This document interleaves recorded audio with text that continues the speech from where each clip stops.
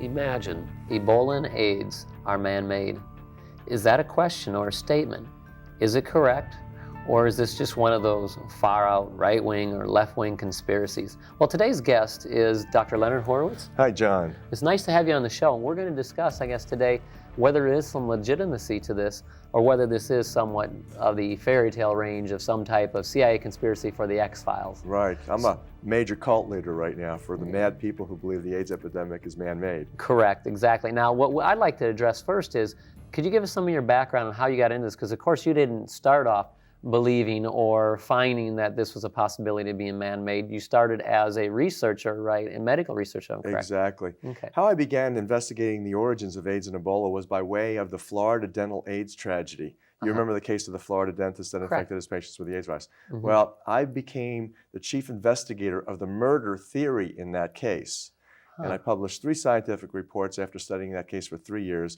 I concluded that it was an intentional transmission. And that I wrote a book, my 9th book, which was called Deadly Innocence, and it was a summary of the case, and that what I wrote in there was that the dentist was angry, not for the reasons why the government allowed the media to tell us that it was angry. They said that it was because of these people homophobic society. He was angry at homophobic society. It was because it wouldn't be until teenagers and grandmothers get this disease, they told us, that the government would finally do something. That wasn't really it at all. That was partly true, but the real motive, what made Dr. Acker really angry, was the fact that he believed that he was dying from a virus that the government had created. Yes. Now, why was that his belief? Well, that's what was most extraordinary. I finished the investigation with the documents that this scientifically trained dentist held in his possession. And that was the most extraordinary, most disturbing document I'd ever seen in my life. That was a 1970 Department of Defense appropriations request for $10 million for a 5-year study to develop immune system ravaging viruses for germ warfare. In fact, it states right in there that it was the National Academy of Sciences, National Research Council, that informed the Department of Defense that they not only could, for $2 million a year over 5 years, they could develop immune system destroying viruses and microorganisms for germ warfare, but they would help to do it. And interestingly enough, local news is that the fellow who was principally in charge of that committee was just recently named the president of Caltech. His name is David Baltimore. So for all the folks that want to think about some current events and look at how it relates back to ancient history now, I guess back to the 1960s. So he's the president of and he also was one of the early researchers in regards to creating man-made viruses. That's nice to know. That's nice to know, that's right. And now, in fact, he wants to make Pasadena area a corridor for biotechnology now. So, it might behoove some people who have an interest to either move out of Pasadena or contact your governor to protest the making of Caltech's president, David Baltimore. Now, here's an interesting question, because there are a number of people who have stated, the Birch Society, for example, had put out a article to some of their members stating that the Gulf War disease is a farce, and also it stated that memo you quoted, that the money was never appropriated and that it was not intended that way. Now, can you tell me, was it appropriated? Do we have any factual documentation? And do we have anything to show, or is it classified exactly whether they were successful with the 5-year study? Yes, it was appropriated, and I reprint in the book Emerging Viruses, AIDS and Ebola, which is my new book. It's a whole expose on the origins of AIDS and Ebola, the man-made. They're undoubtedly laboratory creations. The book goes into who made these types of viruses, when they made them, how they made them virtually every step of the way, and then I show you the contracts to prove it. $2 million a year were given to another California organization called Litton Industries. Oh, Litton, okay. Okay, they had a medical subsidiary called Litton Bionetics, and they got the money. And what they did with the money was they produced, under the direction of Dr. Robert Gallo, the fellow who allegedly discovered the AIDS virus in 1984, then got involved in the French-American AIDS fracas. You remember that whole story. Well, it was, this is now the 4th time. Actually, Dr. Gallo apparently is being reevaluated and investigated for more fraud. This is about the 5th time in 3 decades. But ultimately, I show you the contract. It was National Institute of Health contract number 712025. It was called Investigation of Viral Carcinogenesis in Primates. That's the investigation of cancer production by virus infection in monkeys and humans. And it started on February 12, 1962, where Bionetics began to research these types of immune system ravaging virus recombinants. What they did is they took, with Gallo, he joined them in 68. Okay. They took monkey viruses that many believe could cause cancer. Right. And they recombined them with virtually every animal cancer virus known, including their favorite ones were feline leukemia, caused cat leukemia, virus RNA, and a whole laundry list of symptoms virtually identical to what AIDS patients suffer from. Okay. Another favorite was Dr. Peter Duisberg's area of expertise, chicken leukemia sarcoma virus, RNA. So he did research in the chicken leukemia. Yes, and again in the book, Emerging Viruses, AIDS, and Ebola, I show you that Duisberg was intimately working with these people, Gallo, and the National Cancer Institute researchers who were doing this. And again, one of the many smoking guns. I mean, notice I've said like leukemia, lymphoma, sarcoma. Right. Now, that's one of the many smoking guns in the book because the immune suppression, specific cancer complex that these people were studying, that they spent most of their time and money studying during this highly funded, largely secret special virus cancer program, was in fact the immune suppression, leukemia, lymphoma, sarcoma, cancer complex that never existed on planet Earth before 1978, that is in humans, before 1978, with the onset of the first AIDS cases. That is precisely what these people were doing, modifying these viruses, and then to get them to jump species from monkeys or cats or chickens to humans, what they did is they cultured it in human white blood cells. And made it grow. Exactly. And then other studies, they used fetal tissue cells in culture. So then they ended up having to jump species then. And that's how they got to jump species. And then they published this. So what I did They published the report on it. Yes. Boy, they are really bold, aren't they? Well, they did not know. I mean, in my opinion, that's one of the few things that gets Robert Gallo off the hook. But the fact is he self-incriminated. I mean, he was one of the principals that alleged that it was an African green monkey that bit a man or was eaten by a man, that somehow Portuguese seamen transferred this type of virus to Japan some 500 years ago.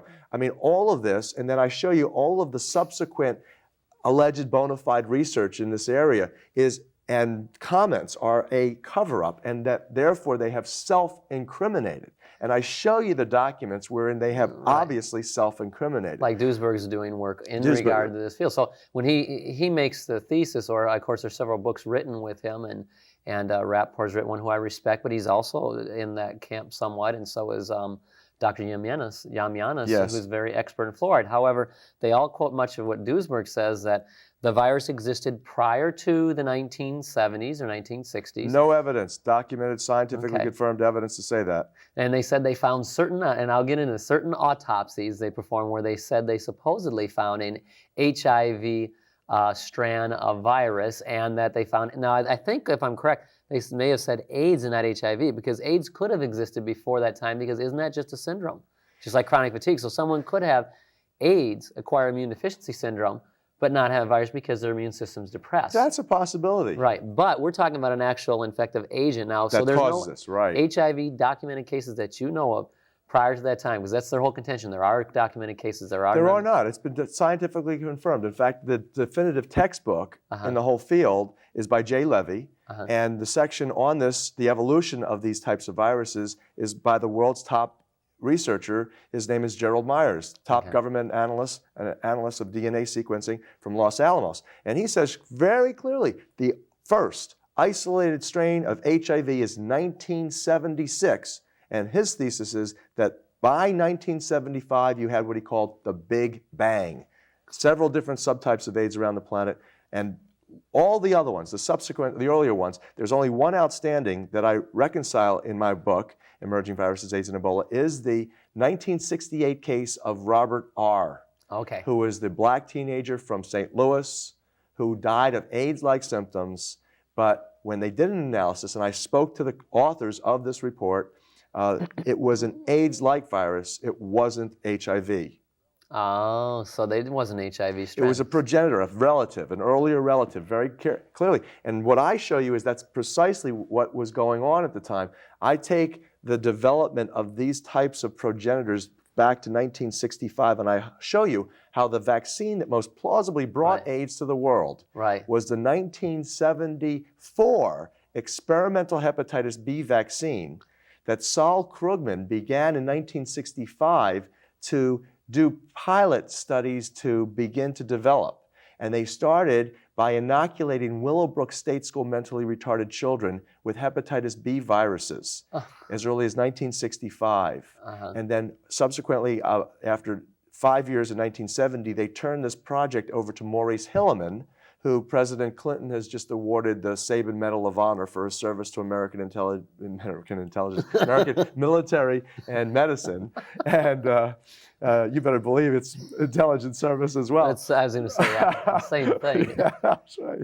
So, but anyway, Hilleman takes this project over in 1971, and I have the contracts again published in the book. So they then take this virus, the hepatitis B viruses, and they need to expand it to include 200,000 human doses that I show you. They developed this vaccine in contaminated chimpanzees and rhesus monkeys. And everyone who in AIDS research will tell you that the closest thing going to the human AIDS virus is the simian immunodeficiency virus from the chimpanzee. Polio vaccines were contaminated. They know that. That was documented. Exactly. And they were contaminated with monkey viruses because the vaccines are grown on monkey kidney tissues. And in fact, the horrifying reality is, in that regard, in the polio regard, is today's oral polio vaccine that the government says is so safe and effective. Today's vaccines are still littered with monkey virus contaminants to the tune of as many as 100 SV40s monkey virus contaminants per dose that the FDA must turn a blind eye to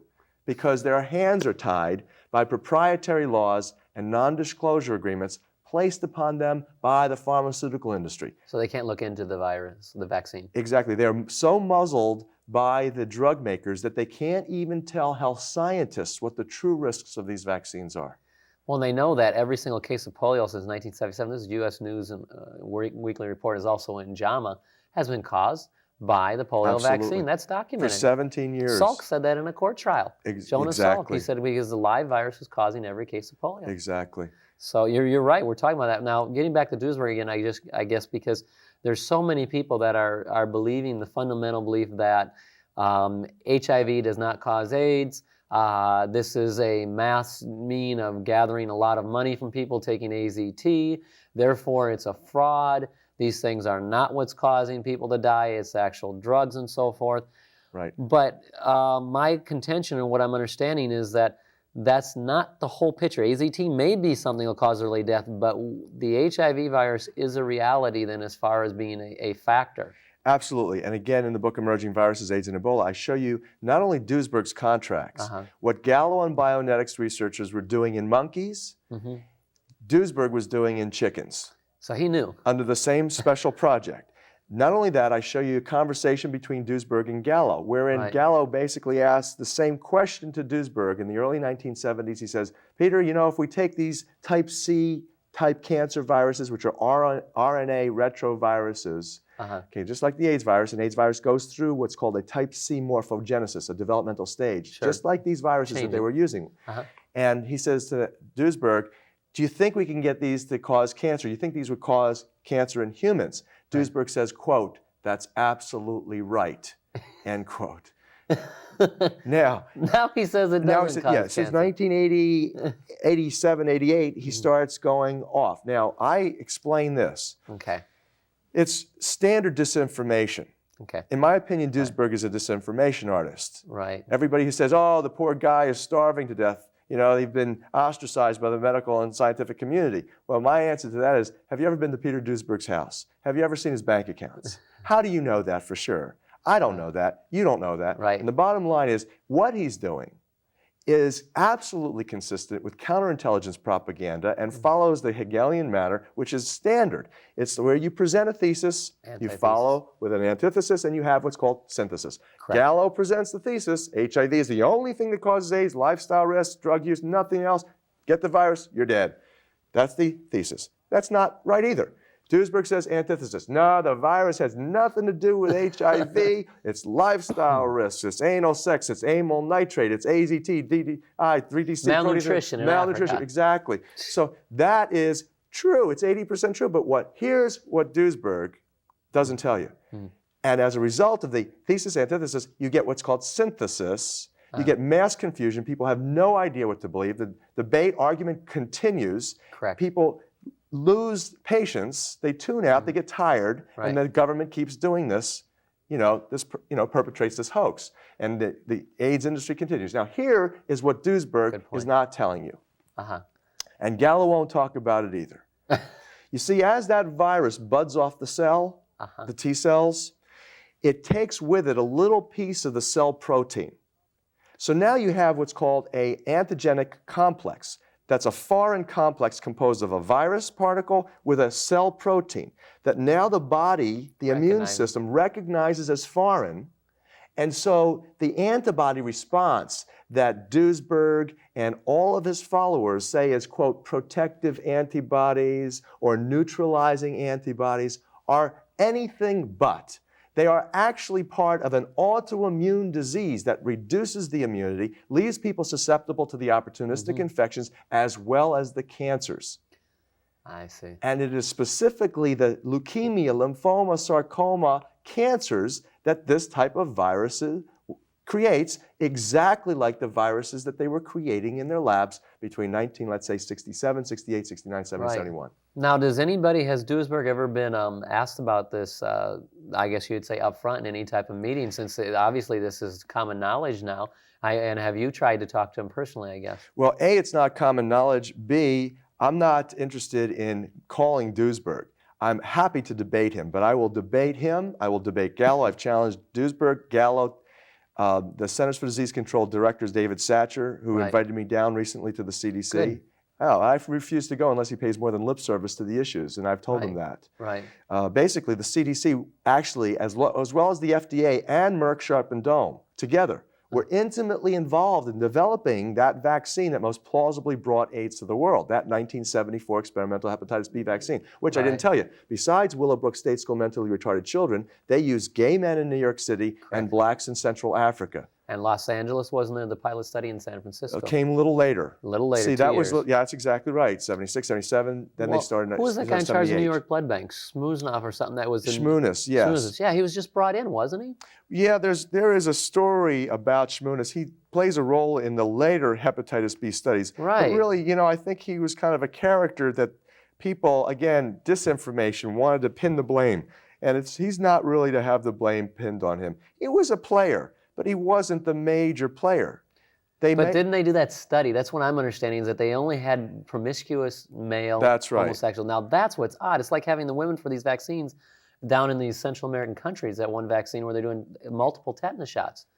Why only women? And why only homosexuals that are promiscuous? I don't have to be a conspiracy theorist. I'm just asking, why would you only have these people in a hepatitis study? Well, allegedly, they said that these people were at greater risk for sexually transmitted disease of hepatitis. So they wanted these people, and Merck and Company hired an off-Broadway actress to go out into the community and persuade gay men that they should volunteer for the study as a human service. So, but at any rate, you speak about, like, for example, the tetanus vaccine. People say, and I've always thought tetanus is the most benign of all the vaccines.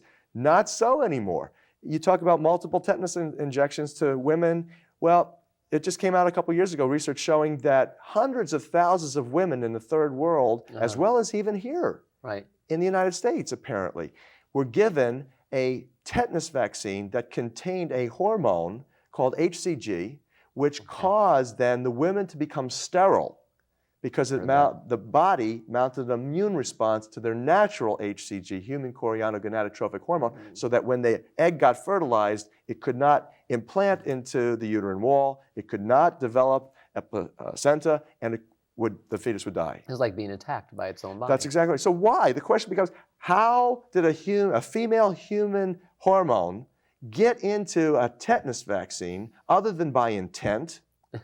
And then, why? Why? Population control is the only answer. Again, they wanted to get rid of gays, apparently. I mean, I can't, based on the book, now, I show you that it was an accident waiting to happen. Right. But I show you also the massive circumstantial evidence that speaks for the intentional theory that is embraced literally by 2/3 of the African American population. Yeah, they believe it is. Even on 60 Minutes, they interviewed it, and the majority of them believe it's man-made and it was done intentionally. Intentionally, exactly. So I literally, in the book Emerging Viruses, AIDS, and Ebola, I lay out all of the accidental theory, and it was truly an accident waiting to happen, but I lay out all the massive circumstantial Correct. evidence that would argue for intent, and certainly there, as a scientist, as a research scientist, Right. with over 100 publications, a third of them being scientific peer review, I presented at the 11th International Conference on AIDS, and as an honest scientist now, without a government agenda, without government funding, I'm telling you, I could not conclude one or the other. I leave it to the readers of the book and hopefully to a congressional investigation, which we're pushing for right now. Right, and that's the way it should be. It's like the you gave the example of the 69 appropriations.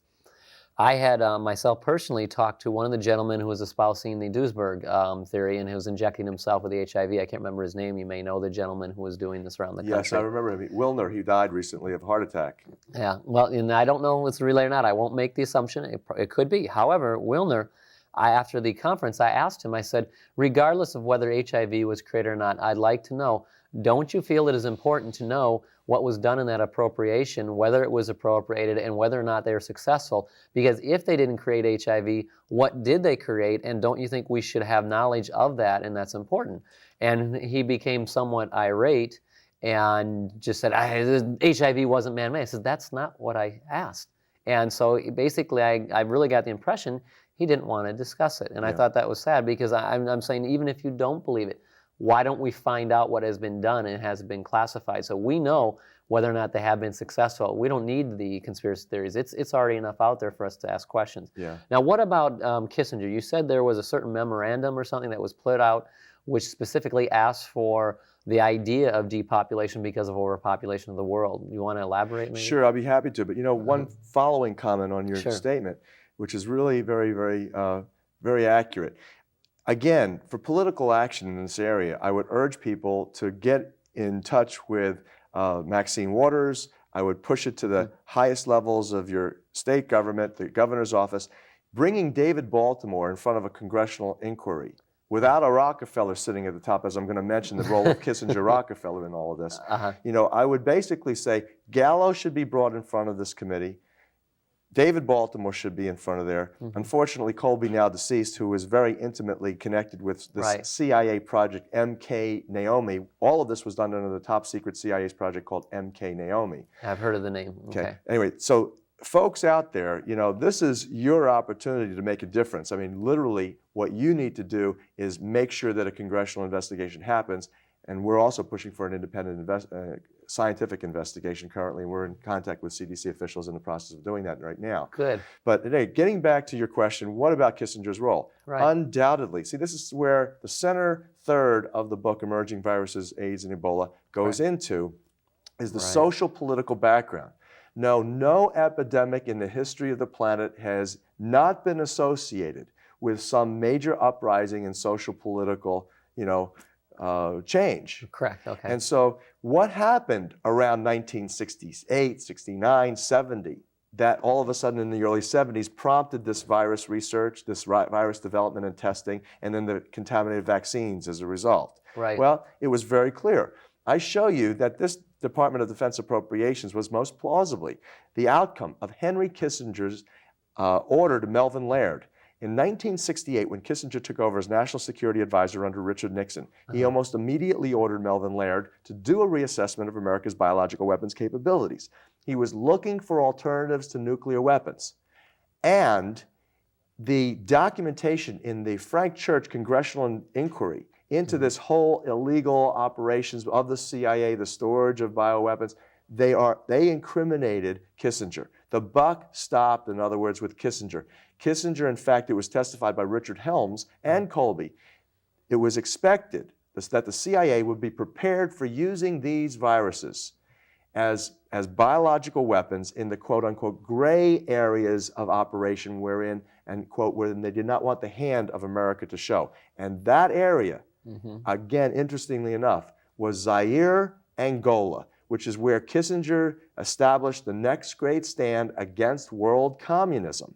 in 1964, 65, 66. And they set up Mobutu, of course, is in the news. He's just, fled from Zaire. It's just fallen into the rebels' hands. Well, again, all of this I show you in the book, Emerging Viruses, AIDS, and Ebola, was set up by the Nixon administration, and it's absolutely a horrifying story. Now, with regard to population control, again, Right. it was Henry Kissinger, who, by the way, how he got to this position of not only ordering the deployment of nuclear weapons around the world, but also the development of these types of immune system ravaging microorganisms for germ Right. warfare, was through his association with Nelson Rockefeller, who made Kissinger the Council of Foreign Relations Nuclear Weapons Study Group Director in 1955.